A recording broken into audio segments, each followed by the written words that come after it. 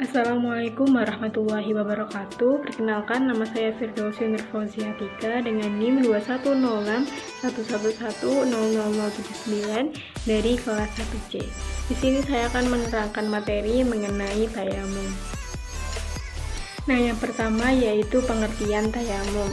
Tayamum adalah kegiatan menyucikan diri tanpa menggunakan air dalam Islam. Allah memperbolehkan tayamum melalui firman-Nya di Quran Surat An-Nisa ayat 43 dan juga Quran Surat Al-Ma'idah ayat 6. Kemudian yang kedua yaitu rukun tayamum.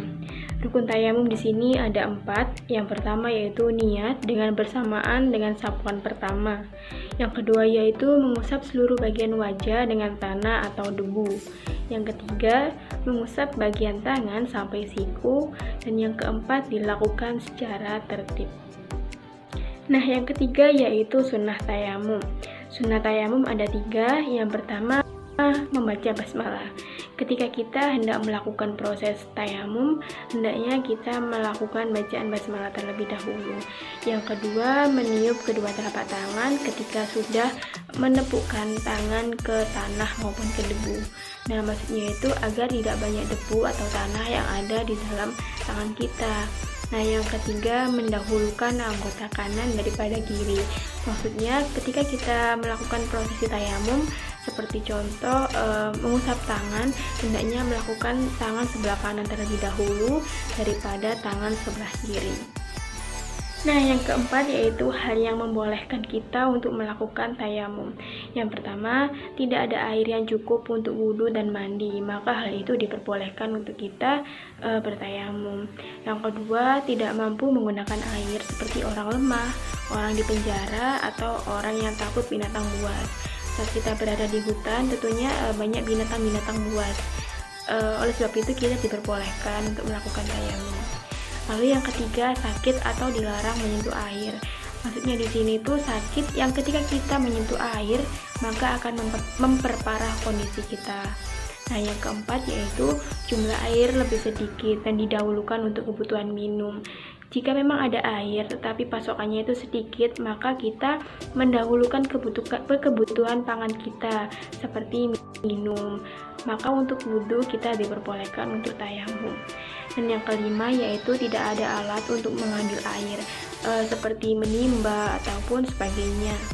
Yang keenam yaitu takut kehabisan waktu sholat karena tempat air itu jauh sumbernya, maka kita diperbolehkan bertayamum terlebih dahulu. Nah, yang ketujuh yaitu kondisi yang dingin dengan persyaratan-persyaratan tertentu. Nah, setelah kita membahas hal-hal yang memperbolehkan kita untuk melakukan tayamum, maka kali ini kita akan membahas hal-hal yang melarang kita untuk melakukan tayamum. Yang pertama yaitu berhadas besar. Ketika sudah menemukan air atau sudah terdapat air, maka kita diperintahkan untuk sesegera mungkin melakukan mandi wajib untuk membersihkan tubuh kita dari hadas besar. Nah, yang kedua yaitu belum memasuki masa untuk kita melakukan sholat. Nah, yang ketiga yaitu bertayamum untuk sholat hari raya maupun untuk sholat jenazah. Lalu hal-hal yang membatalkan tayamum yaitu yang pertama, semua hal yang dapat membatalkan wudhu. Persyaratannya itu sama. Misalnya ketika kita kentut maka wudhu kita batal, begitu juga sedang bertayamum. Yang kedua yaitu melihat air atau sudah terdapat air dan kita diharuskan untuk melakukan wudhu. Nah, yang ketiga yaitu riddah. Nah, hal yang lain yang dapat juga membatalkan tayamum yaitu saat kita murtad atau keluar dari Islam. Nah, kemudian saya akan mempraktikkan bagaimana tata cara untuk kita melaksanakan tayamum. Yang pertama, membaca basmalah, bismillahirrahmanirrahim. Kemudian meletakkan dua telapak tangan ke debu yang tempatnya bersih dan juga suci. Kemudian menghentakkan atau meniup. Lalu kemudian diusap ke muka dengan membaca niat Bismillahirrahmanirrahim. Nawaitu tayammum li-sibahati sholati fardhu lillahi ta'ala. Kemudian menepuk telapak tangan kembali ke tempat yang terdapat debu dengan berbeda arah. Misalnya sekarang sebelah sini. Dihentakkan atau ditiup, kemudian mengusap tangan sampai ke siku, mendahulukan tangan kanan ya.